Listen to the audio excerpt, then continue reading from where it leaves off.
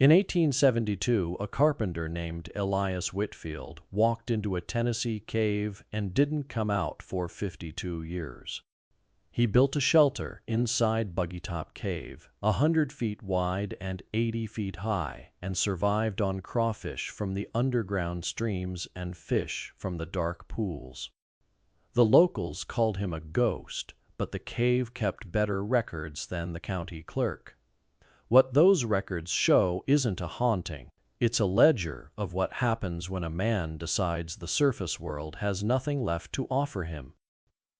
Lost Cove sits in the Cumberland Plateau of southern Tennessee, 7 miles of folded limestone that runs north to south and never quite lets you see the horizon.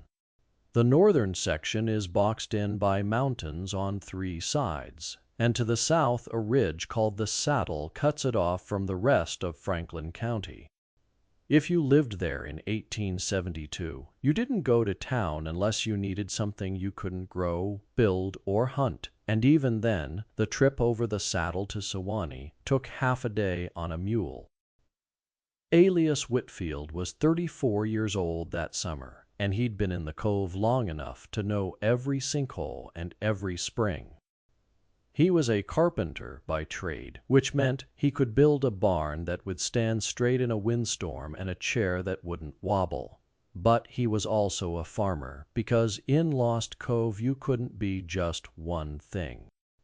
The soil was thin, scratched out of limestone pockets between the trees, and it gave back only what you put into it. Elias grew corn and beans on a patch of ground behind his cabin, and he kept a mule named Judith and 3 hogs that rooted in the oak woods. His wife, Miriam, was 29, and she preserved peaches in mason jars and made cornbread in a cast iron skillet that had been her mother's. Their son Thomas was 6 years old, small for his age but quick, and he'd already learned to bait a hook and clean a squirrel. The Whitfield cabin was built of poplar logs, chinked with clay and moss, and it sat on a rise above Lost Creek, where the water ran clear over white gravel. In the evenings, when the work was done, Elias would whittle on the porch while Miriam read aloud from a Methodist hymnal she'd carried from Winchester. The cove had been settled long enough to have a church and a school, but not long enough to forget that it was still the edge of things. The Civil War had ended only 7 years before, and the scars were still visible in men who'd come back missing fingers or missing the will to speak about what they'd seen. Franklin County had voted against secession, but that didn't mean the war had passed it by. There were families in the cove who'd lost sons to both sides, and the memory of that division still sat in the room like a third guest at every dinner table. Elias hadn't fought. He had a bad hip from a wagon accident when he was 19, and the draft board had marked him unfit for marching. He'd spent the war years building coffins and crutches for other men's sons, and that work had left its own kind of mark. He wasn't a talkative man to begin with, and by 1872 he'd settled into a silence that Miriam understood and Thomas simply accepted as the texture of his father.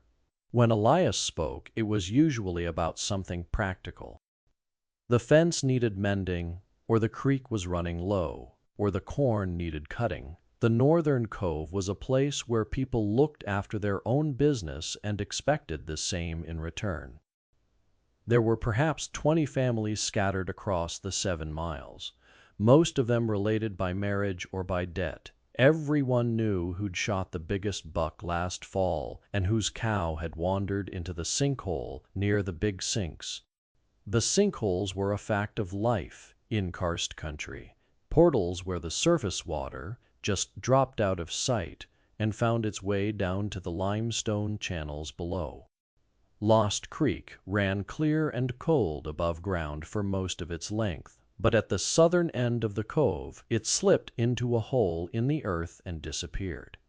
That was why they called it Lost Creek, and that was why the cove bore its name.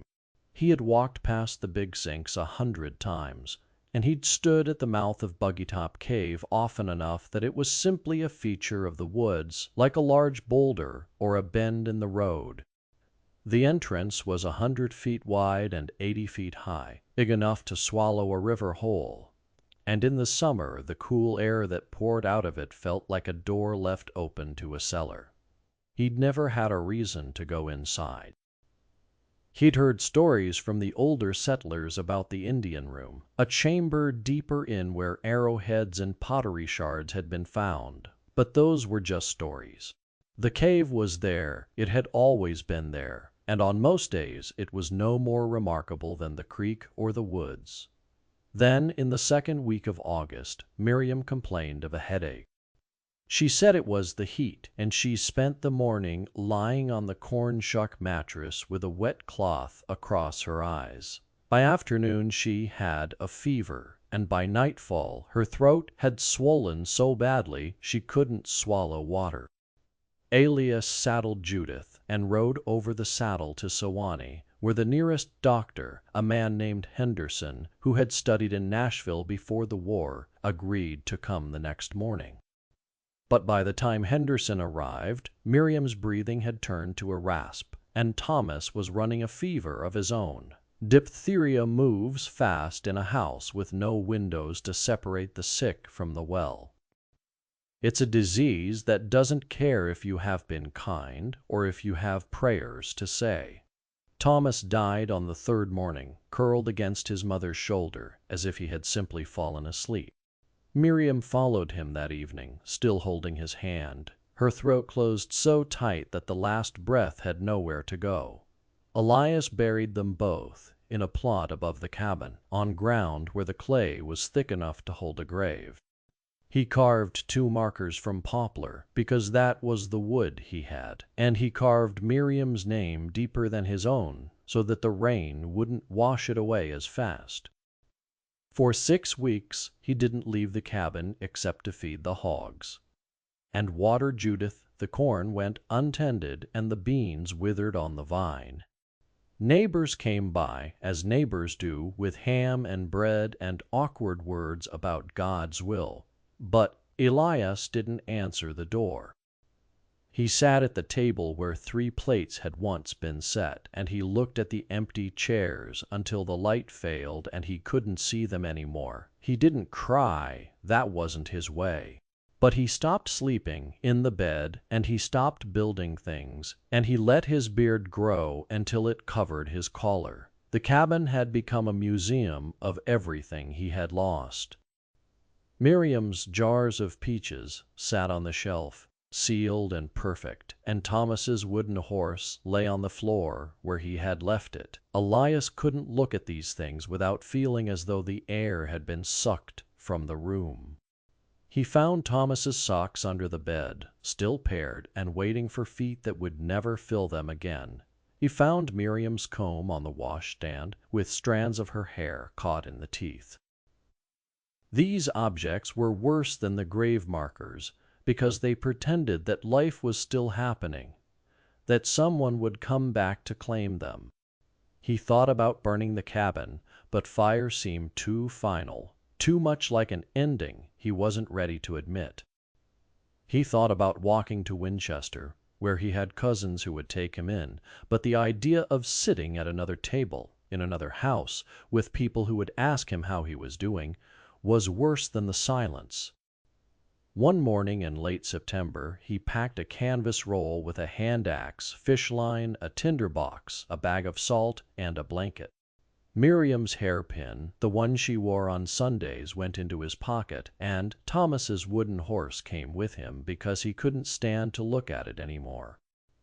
South along Lost Creek, he walked past the fields where the corn stood dry and brown, past the big sinks where the water disappeared into the earth. The graves he passed without stopping. He'd already said goodbye in every language he knew. At the mouth of Buggytop Cave, he stood for a long time looking into the darkness. The cool air that poured out smelled of water and stone and something older than the trees.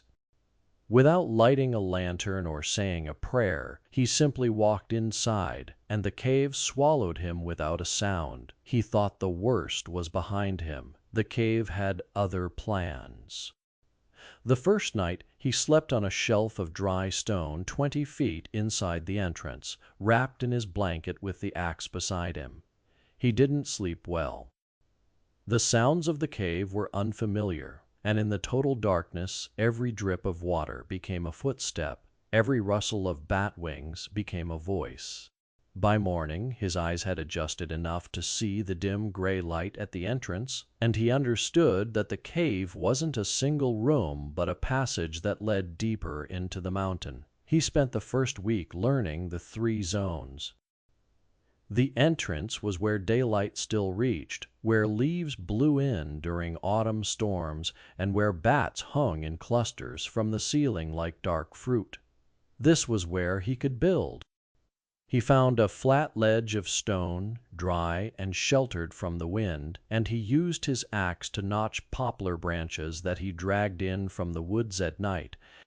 He built a lean-to, not a cabin, because a cabin would have required nails and sawn lumber and a level floor, and the cave offered none of these things. But the lean-to was enough to keep the rain off, and the stone behind it held the heat of a small fire. The twilight zone began where the daylight failed, about 40 feet past the entrance. Here the temperature stayed the same, winter and summer, and the air had the particular smell of wet stone and bat droppings. Salamanders lived here, pale orange creatures that clung to the walls, and moths rested with their wings folded waiting for the night. Elias didn't go into the twilight zone at first. It felt too much like crossing a border, and he wasn't ready to leave the entrance behind. But hunger drove him. The fish line he had brought was 30 yards of braided hemp, and he baited it with worms he dug from the leaf litter near the entrance. He cast it into the pools where Lost Creek ran through the cave, and he caught small fish, pale and blind, that had never seen the sun. The fish were translucent, their eyes reduced to pale dots beneath scales that had no color. They tasted of stone and cold water, nothing like the bass or catfish he had pulled from the creeks above ground. But they were food, and after the first week of hunger, the distinction between what he wanted and what he needed began to dissolve.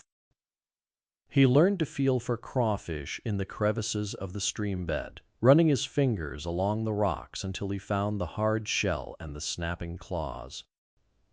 More than once he left the stream with bleeding fingers where a claw had found his thumb. He licked the blood and kept working. The cave was teaching him that pain and food came from the same source. He ate them raw at first because he had no pot, and then he found a depression in the stone that held water and used hot stones from his fire to boil them. The bat colony above his lean-to was his unexpected blessing. Every evening at dusk, the bats poured out of the entrance to feed on insects in the cove, and every morning they returned, leaving their droppings on the stone floor. Elias didn't know the word guano, but he understood that the droppings made the thin soil near the entrance rich enough to grow things. He planted wild greens, purslane and lamb's quarters, in pockets of dirt he scraped together from the surface, and he watered them with creek water. The garden was small, no more than a few square feet, but it gave him something green to eat, and it gave him a reason to tend something living. The first winter nearly killed him. The temperature in the entrance zone dropped below freezing, and the damp got into his bones in a way that the cabin never had. He burned driftwood that washed into the cave during the autumn floods, and he learned to stack the fire so that the smoke rose toward cracks in the ceiling rather than filling his shelter. But the wood was never enough, and the cold was constant, a kind of slow pressure that made his hip ache and his fingers stiff. He got sick in January, a cough that started in his chest and rattled like gravel in a tin can. For 3 days he couldn't stand, and he lay in the lean-to, wrapped in his blanket, eating nothing, drinking creek water that he could barely reach. He survived because the cave didn't kill him quickly and because he refused to die in the same place where his family had died. That was the logic he used, though he never spoke it aloud. He simply got up on the fourth day, built the fire higher, and went back to the stream to fish. The cave had tested him, and he had passed. But the test wasn't over. It would never be over. But time moves differently underground. Above the cave, the world changed in ways that Elias couldn't see and only sometimes hear. In 1878, 5 years after he had walked inside, a man named Charles Sherwood bought 1,400 acres in the Crow Creek Valley and founded a town. Kitchen's Station, the old stagecoach stop, was renamed Sherwood, and settlers arrived with wagons full of tools and seed and the particular optimism of people who believe that land can be made into money. The railroad expanded through the valley, and the trains that ran from Cowan to Alabama began to pass within a few miles of the cave. The railroad company hired men from Chattanooga to lay track along the old stagecoach road, and the labor camps brought noise and drunkenness and the occasional gunshot to a valley that had previously known only the sound of creeks and crows. The world was getting closer, but it didn't know he was there, and he didn't want it to know. Elias heard the distant whistle sometimes, a long cry that echoed through the limestone, and he didn't know what it meant. He thought it might be a new kind of animal, or perhaps the mountain itself had begun to speak. His property was absorbed by neighboring farms.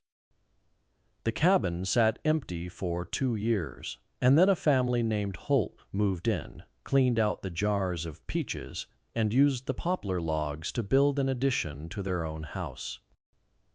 Elias's grave markers were knocked over by cattle, and the names were worn away by rain before anyone thought to stand them back up. His name became a kind of ghost story that parents told their children. "Don't go near the big sinks after dark," they said. "The caveman might get you." No one remembered that Elias had been a carpenter or that he had built chairs that didn't wobble. They remembered only that he had gone into the mountain and not come back, and in the logic of ghost stories that made him dangerous, Elias didn't know any of this. By the time Sherwood was founded, he had stopped speaking aloud. He hadn't seen another human face in 5 years, and the need to put words together had simply left him the way a skill leaves a muscle that's never used. He still thought in sentences, but they were internal, the kind of thoughts that don't require a listener. He thought about the fish in the pools, and the water level in the creek, and whether the bats were flying early or late. He thought about Miriam and Thomas, but less often now, and when he did, the images were softer, less sharp, as if he were looking at them through water. His body changed. The sunlight he saw was only the dim gray at the entrance, and his skin turned the color of fish bellies, pale and nearly translucent. His pupils grew large and stayed that way, always open, always seeking light that wasn't there. His hearing became acute in a way that frightened him at first. He could hear the bats breathing above him, the water moving through channels deep in the stone, the settling of the cave's ceiling in fractions of an inch. His sense of touch became his primary way of knowing the world. He ran his fingers along the walls to find his way in the dark, and he could feel the difference between limestone and sandstone, between wet stone and dry, in a way that he never could have on the surface. He could feel the temperature change before he reached a pool, and he could tell by the texture of the wall whether a passage led upward or down. His feet learned to read the floor, finding the difference between gravel and mud and solid stone without conscious thought. He had turned into something the world above would not have recognized, a being that lived in the darkness but still needed the surface to survive. Though he wouldn't have described himself that way, the cave had become his companion. He didn't personify it, didn't give it a name or a will, but he understood its moods the way a farmer understands the sky. When the water ran fast and brown, he knew that it had rained hard above ground. When the bats were restless, he knew that winter was coming. When the air pressure dropped, he knew that a storm was moving through the valley. He had learned to read the cave the way he had once learned to read wood grain, and the reading gave him a kind of comfort that he had never found in words. He made brief trips to the surface, but only at night, and only when he needed something the cave couldn't give him. He gathered leaf litter for his garden, cut poplar branches for repairs, and sometimes stood at the edge of the woods looking down at the lights of Sherwood, which he still didn't understand. They were simply points of brightness in the distance, like stars that had fallen to earth. He didn't approach them. He had no need of what they offered, and he was afraid, though he wouldn't have used that word, of what they might take from him. The cave had given him a life without grief, or at least a life where grief was buried so deep that he couldn't hear it anymore. He wasn't going to risk that for anything. And then, in the deepest part of the cave, he found something that shouldn't have been there. It happened in his 11th year underground, on a day when the creek was running low, and he had wandered farther into the dark zone than he ever had before. He had been fishing the lower pools when he noticed that the water had dropped almost a foot, exposing shelves of stone that were usually submerged. The recession of the creek had opened a passage that he had never felt before, a narrow throat between two walls of flowstone that glistened in the light of his torch like frozen waterfalls. He moved by touch, now his hand on the wall, his feet finding the channels where water had worn the stone smooth. He carried a torch made of resinous pine that he had gathered on a night foray, and the flame lit only what was directly in front of him, leaving everything else in a blackness that seemed to press against his back. He had no reason to go deeper. Curiosity wasn't a need he recognized anymore, but the cave had its own currents, its own logic, and on that day the passage seemed to open rather than close. He found a second entrance, smaller than Buggytop, a vertical shaft that opened into a chamber the size of a church. He didn't know it then, but this was Peter Cave, the third entrance to Lost Cove Cave. And the chamber was the Indian room. The torchlight flickered across walls that weren't bare stone. They were marked with the signs of other hands, other lives. Pottery shards lay on the floor, their edges worn smooth by centuries of water. A stone axe head sat on a ledge, left behind by someone who had intended to come back for it. There were bone fragments too small to identify, scattered in the dust like seeds. Elias stood in the center of that room and understood that he wasn't the first person to hide in this cave. The woodland people had been here, and the Mississippian people before them, thousands of years ago. They had come for the same reasons he had come, or perhaps for different reasons that led to the same silence. They had left their tools and their bones, and the cave had kept them all patient and indifferent, the way it kept everything. He picked up the axe head and felt its weight. It was made of chert, sharpened by someone whose name had been forgotten long before Elias was born. He held it for a long time, and then he placed it back on the ledge, exactly where he had found it. The discovery changed him, though it would have been hard to say how. He had thought of himself as unique, the only man who had ever chosen the dark over the surface, and the Indian room proved that he was part of a longer pattern. People had been running to this cave since before recorded memory, and the cave had accepted them all without judgment. It wasn't a prison. It was an archive, a ledger of human pain that went back further than any church record or county deed. The thought didn't comfort him exactly, but it gave him a kind of context that he hadn't known he needed. He began to leave his own marks. He scratched lines on the limestone walls near the entrance, counting the years by the cycle of the bats. He arranged stones in patterns that had no meaning except to him, cairns that marked the places where he had slept or fished or sat in the dark and listened to the water. He also scratched a map into the wall near his lean-to, a crude diagram of the passages he had explored, with marks that indicated where the fishing was best and where the roof was low enough to crack a man's skull. It was the only map of that part of the cave that existed, and it was drawn by a blind man in the language of touch, useless to anyone who hadn't walked those same passages with their fingers. And one night, on a trip to the surface, he brought back Thomas's wooden horse and placed it on the ledge beside the stone axe. He didn't know why he did it.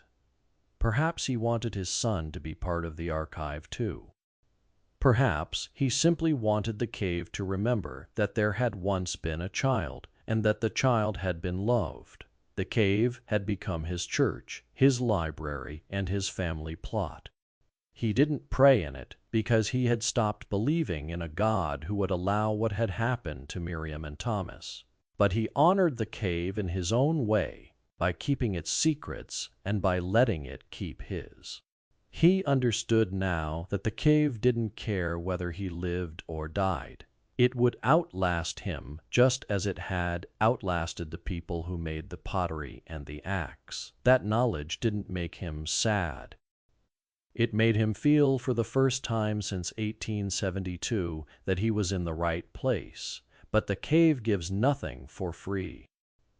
By the time the 1,910 seconds arrived, Elias had been underground for nearly 40 years, and his body had begun to fail in ways that he couldn't see and couldn't stop.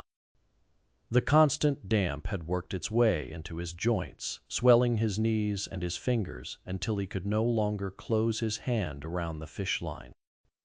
His bones ached with a deep, grinding pain that was worse in the winter when the cold stone seemed to pull the heat from his body faster than his fire could replace it.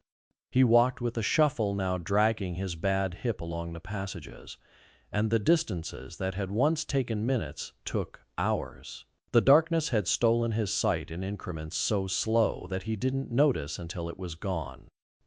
He could still see the gray light at the entrance, but the twilight zone was now a wall of black, and the dark zone was a place he could no longer visit safely.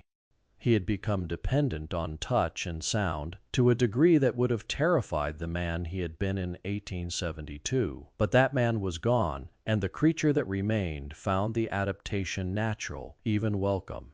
He no longer missed the sight of trees or sky. He no longer remembered what they looked like. He began to talk to Miriam. He knew that she wasn't there, and he didn't believe in ghosts. But the habit of speaking to her returned after decades of silence, and once it returned he couldn't stop it. He told her about the fish he had caught and the water level in the creek. He told her about the Indian room and the stone axe, and he asked her opinion about whether he should move the garden closer to the entrance. Sometimes he heard her answer, a soft voice that came from the direction of the water, and he knew that it wasn't real, but he listened anyway. The hallucinations weren't frightening. They were companionship, the only kind he had left, and he cherished them the way a thirsty man cherishes a dream of water. In 1915, the cave tried to kill him. A flood came down Crow Creek with a violence that Elias had never experienced in all his years underground. The water rose not in hours but in minutes, brown and cold and full of debris from the surface. It filled the entrance chamber to his chest, and he clung to the wall of his lean-to while the current tried to pull him into the dark zone. He survived because the flood receded as quickly as it had come, and because he had learned over the decades which shelves of stone were above the waterline. For 3 days after the water dropped, he huddled on a high shelf, shivering, eating nothing, listening to the creek return to its normal murmur as if nothing had happened. The flood had taken his fish line, his best clay pot, and the tinder box that had been his father's. He felt the loss of the tinder box more than the loss of the horse, because fire was the one thing that separated him from the animals. But his garden was destroyed, his fire was drowned, and the wooden horse that he had placed in the Indian room was washed away and lost in the channels below. He was too weak to rebuild, too stubborn to die, and too afraid of the surface to leave. The cave had become both his caregiver and his executioner, feeding him with one hand and crushing him with the other. He understood this, but understanding didn't change his choice. He had nowhere to go. Sherwood had grown to 1,700 people by the 1930 census, but to Elias it was still a collection of lights that meant nothing. He didn't know how to speak to another human being, or how to sit in a chair that didn't rest against stone, or how to live in a world where the ceiling didn't press down on him with the weight of a mountain. So he stayed, and the cave continued its slow work. His teeth loosened and fell out one by one, and his gums hardened into ridges of callus that could grind the soft flesh of a fish, but couldn't manage anything that required tearing. He learned to swallow small fish whole, holding them by the tail and letting gravity do the work that his jaw could no longer manage. His hair turned white and fell out in patches. His skin, already pale, became almost translucent, and the veins showed through like blue wires. He was becoming something the surface world would not have recognized, losing everything that had once made him a man, and he watched the process with the same detachment that he watched the water level rise and fall. He could no longer remember the sound of Miriam's voice, though he still spoke to her. He couldn't remember the color of Thomas's hair. It was simply what happened, and simply the cost. In the fall of 1924, someone finally came looking. A hunter named Claiborne Davis from Sherwood had been tracking a wounded deer through the woods above Lost Cove, and the blood trail led him down the slope toward the creek. He followed it past the big sinks, past the place where the water disappeared, and straight to the mouth of Buggytop Cave. Davis was a man who had grown up in the valley, and he knew the ghost stories. He knew that children were told not to go near the entrance after dark, but he was 52 years old, and he didn't believe in ghosts, and the deer was a 12-point buck that he wasn't going to lose. He walked inside with his rifle ready, expecting to find the animal collapsed in the entrance chamber. Instead, he found a smell that he didn't recognize, a mixture of wood smoke, fish, and something else, something old and human.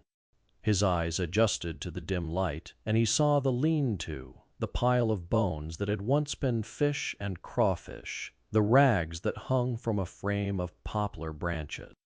And he saw the thing that sat in the corner, wrapped in a blanket that had rotted to threads, not moving, not breathing, staring at him with eyes that were wide and pale and didn't seem to see. Davis took a step closer, and then another, and the thing didn't move. The rifle in his hands felt suddenly ridiculous, a tool designed for a world of logic and physics that didn't apply here. He could see the fingernails, grown long and yellow and curled like the claws of a cave bear. He could see the beard, matted and white and full of dust, reaching nearly to the navel. The chest didn't rise, the eyes didn't blink. But they were open, and they were pointed in his direction. And in the silence of the cave, Claiborne Davis felt his own heart trying to escape his ribs. Elias Whitfield had been dead for at least 2 weeks, maybe more. The cave had kept him cool, and the body hadn't decayed in the way that bodies decay in the open air. It had simply dried. the way meat dries in a smokehouse, and the face that remained was a mask of bone and skin that bore almost no resemblance to the man who had walked into the cave in 1872. Davis didn't recognize him. No one would have recognized him, but he found the hairpin in the pocket of the rags, the one Miriam had worn on Sundays, and he understood that this wasn't a ghost. This was a person who had chosen to stay. The sheriff came from Winchester, and a doctor from Sewanee, and a reporter from the Chattanooga Times, who wrote a story that ran on page 3 under the headline, "Hermit of Lost Cove Dead After 52 Years in Cave." They brought lanterns and ropes and the kind of official curiosity that treats a human tragedy as a local color piece. They photographed the lean-to, though the camera couldn't capture the darkness, and they made a list of the items they found. The flash powder popped and smoked against the wet stone, and the photographer cursed the low light while the sheriff held a lantern to illuminate the corner where Elias had died. The image that was printed in the newspaper was blurry and strange. Cave wall and a pile of sticks that looked like nothing at all, which was perhaps the most accurate photograph that could have been taken. There was a hand axe, a fish line, a tinder box, 3 clay pots, a pile of stones arranged in a pattern no one could explain, and a Methodist hymnal that had been damaged beyond reading by damp and time. The body was carried out of the cave on a stretcher, and the sunlight that fell on it was the first sunlight Elias had felt in 52 years. They buried him in the family plot above the old cabin, next to Miriam and Thomas, in a grave that was dug by men who had never known him, but who had heard the stories. The marker they placed was stone, not poplar, and it bore his full name and the dates 1838 to 1924. It was a better marker than the one he had carved for Miriam, and it lasted longer, though not forever. But what they found after his death tells the real story. The inventory was complete, but incomplete, the way all inventories are. They found the tools he had used to survive, and the pots he had shaped from creek clay, and the stones he had arranged in patterns that only he had understood. They found the scratchings on the limestone walls, lines that counted years by the cycle of bats, a calendar that no one else could read. They found the cairns marking where he had slept and fished and sat in the dark. And in the Indian room, mixed among the woodland shards and the Mississippian tools, they found the stone axe and the wooden horse, placed side by side on a ledge where no one would have thought to look. The reporter wrote that the hermit had been a madman, a recluse who had lost his reason, along with his connection to civilization. The sheriff wrote that it was a sad case, but not a criminal one. The doctor wrote that the body showed signs of extreme malnutrition, joint deformity, and blindness, all of which were consistent with a life spent underground. None of them wrote about the hairpin or the horse, or the fact that the stones had been arranged with a care that suggested ritual rather than madness. None of them understood that the cave hadn't been a prison. It had been a choice, and the choice had been made with a clarity that most people never achieve. The cave took back everything that Elias had built. The lean-to collapsed within 2 winters, and the garden was overrun by the same leaf litter that had fed it. The bats continued their cycles, and the creek continued to run, and the entrance remained 100 feet wide and 80 feet high, swallowing the river and releasing it as Crow Creek in the valley below. The stone marker above the cabin weathered and cracked, and the name became harder to read, and eventually the stories stopped being told even to children. The cave outlasted it all, as caves do, giving him survival and taking everything else in return. Whether that was a fair trade depends on what you think a person needs in order to be human. Elias Whitfield didn't leave a journal, and he didn't leave a confession, and he didn't leave any instructions about how his story should be told. He left only the objects, and the scratchings, and the silence that filled the space where words should have been. That silence is still there, if you know where to listen for it. There are other caves in those mountains, other ledgers. Some of them haven't yet given up their secrets, some of them never will. But the ones that do will change the way you understand what it means to disappear. If you want to hear what else the stone has recorded, subscribe. The next story is already waiting in the dark.